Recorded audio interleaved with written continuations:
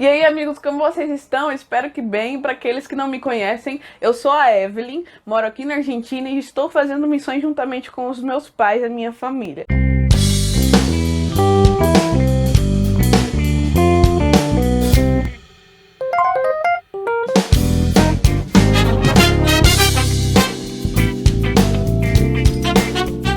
Hoje, antes de falar qualquer coisa pra vocês, eu quero lembrar você que se você não é inscrito, vai lá no botão de se inscrever, aperta e ativa o sininho para que chegue todas as notificações. Esse canal eu tenho certeza que vai abençoar a sua vida. E bom, hoje eu vim com o propósito de te contar um pouco da minha vida como adolescente, como jovem. Eu quero te contar um pouco da minha história. Mas, como o vídeo vai ser muito longo se eu contar tudo de uma vez só, a minha história eu reparti em 3 partes. E essa vai ser a primeira parte. E hoje eu vou estar falando, conversando com vocês e contando pra vocês a primeira parte do meu testemunho. E pra poder compartilhar com vocês essa primeira parte do meu testemunho, eu quero deixar com vocês um versículo que se encontra lá em Jó, capítulo 42, versículo 2. Diz assim: sei que podes fazer todas as coisas, nenhum dos teus planos pode ser frustrado. Aí está. Bom, eu queria compartilhar com vocês esse versículo e também aproveitar e compartilhar um pouco da minha história. Bom, eu nasci dia 9 de junho de 2003. A gravidez da minha mãe não foi tão fácil, foi um pouco complicada, bastante complicada. Mas ainda assim Deus esteve no controle de todas as coisas. Então, dia 9, se rompeu a bolsa da minha mãe. E fomos para o médico, a gente tinha obra social naquele tempo. Só que o médico que atendia minha mãe não estava presente. Então, depois de muita bagunça, depois de dar muitas voltas e da gente pedir auxílio, socorro, da gente não, do meu pai e da minha mãe, terminaram levando eu e minha mãe para um hospital público. Então, lá naquele hospital público, minha mãe esteve 17 horas em trabalho de parto. Chegando naquele hospital público, não foi fácil. Eles viram que a situação estava bem complicada, porque eu tinha encaixado numa posição que não dava como fazer cesárea e não tinha como fazer parto normal. Então chegaram a ponto de entender que não tinha nada para fazer.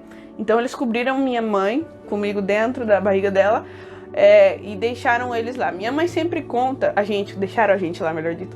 A minha mãe sempre conta que ela lembra que tinha um relógio assim do lado e ela viu que passaram 40 minutos. Os médicos nesses 40 minutos conversaram, dizendo não temos o que fazer com elas vão morrer. Passados esses 40 minutos, os médicos viram que a gente não tinha morto. Nós estávamos vivos ainda, vivas, melhor dito, gente, desculpa meu português aí. Nós ainda estávamos vivas. Então eles tentaram por vários métodos e pelo que funcionou, digamos, são ferros que usam para tirar os bebês quando estão nessas condições. Só que esses ferros pegam aqui nessa parte da cabeça das crianças, do bebê. E quando foram tirar eu, machucaram muito a minha cabeça. Tanto que minha mãe lembra que ela fala assim sempre pra mim, que eu saí toda preta, de tanto machucado que eu tinha. Tanto que me tinham machucado por tentar tirar eu. Porque os médicos falaram, a bebê já não tem solução, a bebê já deve estar morta já, mas vamos tentar salvar a mãe ainda. Mas quando tiram eu, com muita dificuldade, depois de muito trabalho, eles viram que eu ainda estava viva. Então, tiraram eu e saíram correndo. Não, minha mãe sempre fala que não teve o privilégio de assim, quando nós nascemos, de pegar a gente no colo. Senão que meu irmão também tem um testemunho de quando ele nasceu, senão que a gente teve que passar por um processo bem grande. Quando passou um bom tempo, uma enfermeira veio falar com a minha mãe e falou assim: olha, quando ela chegar, a gente vai ter de ensinar ela a se alimentar. Por quê? Porque ao machucar tanto a cabeça dela, isso vai trazer consequências. Como, por exemplo, ela não vai poder fazer quase nada, ela não vai poder ver, porque a vista dela vai estar prejudicada por isso. Ela não vai poder falar, ela não vai poder caminhar, ela não vai poder fazer nada. Basicamente, eu sempre falo que basicamente eu ia existir, eu não ia viver, porque eu não ia ter uma vida. Eu só ia ficar numa cadeira de rodas, com meu coração batendo, eu não ia poder fazer muito. Então, a enfermeira falou, a gente vai ter bastante trabalho para ensinar ela a se alimentar, porque ela não vai ter a mesma capacidade que outros bebês têm. Bom, quando me trouxeram, depois de um bom tempo, a minha mãe falou que eu já tava mais branquinha, já tava mais normal. Ela falou assim que quando ela pegou, ela não teve nenhum trabalho para me ensinar a me alimentar. De tal forma que ela entendeu que Deus estava no controle de todas as coisas, mas não somente estava controlando, como também estava operando, estava fazendo um milagre na minha vida.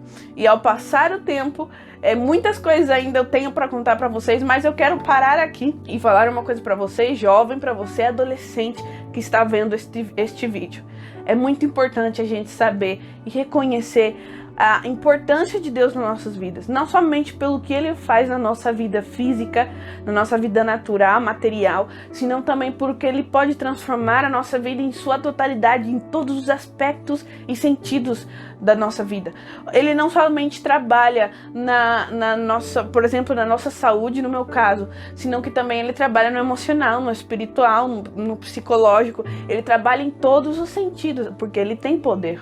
Agora bem, a gente às vezes nós esquecemos de tudo que Deus fez na nossa vida e ao ponto de esquecer também, não somente o que Ele fez, como também que Ele tem um propósito e um plano para nossas vidas. E o único que tem poder para te afastar de Deus e dos seus propósitos é você mesmo, porque é você quem decide se você quer ter o privilégio de seguir o propósito de Deus ou não, mas nada mais pode frustrar os propósitos de Deus na sua vida. É o que Jó fala aqui, gente, ó, presta atenção. Sei que podes fazer todas as coisas, nenhum dos teus planos pode ser frustrados. Ou seja, nossa, quando eu li esse versículo, eu fiquei muito contente, porque eu entendi que Jesus, Deus, fala conosco em cada palavra, em cada sentido da nossa vida. E eu entendi depois de muitas coisas que eu passei, que é bom a gente às vezes lembrar da onde que Deus tirou a gente, qual foi a transformação que Ele fez na sua vida.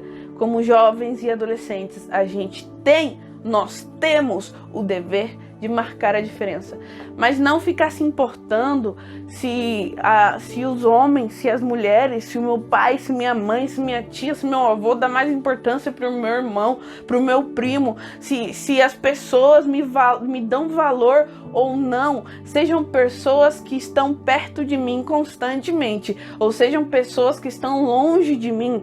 Não temos que ficar olhando para isso, senão que temos que entender que Jesus tem um propósito, que Deus tem um propósito, tem um plano magnífico para nossas vidas. E talvez no começo você não vai entender. E é isso que eu quero falar depois nos próximos testemunhos. Você vai entender como Deus me ensinou de maneira extraordinária que os planos e os propósitos dele são perfeitos. E olha, eu vou te falar, não aceite aquela conversinha que os outros falam pra você. Você passar sua adolescência, sua juventude na igreja é uma perda de tempo. Não aceite essa conversa, porque eu vou te falar, quem tá perdendo é quem não tá na casa de Deus, quem não tá buscando dele. Deus me transformou. Jesus me deu a capacidade de fazer o que antes eu não podia fazer. Hoje eu estou conversando com vocês quando os médicos falaram que eu não ia poder falar. Hoje eu posso escutar, hoje eu toco, pela misericórdia de Deus eu canto. E eu procuro fazer tudo que eu puder e que tiver ao meu alcance. Deus, Jesus, transformou a minha vida. Ele também pode transformar a sua. Agora eu vou te dar um desafio para você que está me vendo. Seja jovem, adolescente, adulto, ou criança, ou pré-adolescente. Não importa. Seja qual seja a tua idade, eu te dou um desafio. Procure sempre sempre focar o teu olhar para as coisas de Deus. E esse enfoque inclui abençoar outras pessoas. Como? Compartilha este vídeo, os outros vídeos que pôs aqui no canal do Fala Mader também. Alcança aqueles jovens, aqueles adolescentes. É teu propósito, dá frutos na obra de Deus de maneira extraordinária. Aproveita essa oportunidade que Deus te deu. Então, eu quero mandar um abraço para todos vocês que me estão vendo e espero que vocês não percam. Tá rolando aí esses dias as lives do Purificados pela Palavra e muitas coisas mais do Mader. E eu espero que vocês não percam nada. Eu queria estar aí no Brasil, mas não posso. Então vocês aproveitem e sempre estejam aí apoiando a irmã Kate e o Grupo Mader, Grupo Anjadep. E que Deus abençoe muito a vida de vocês. Eu mando um abração.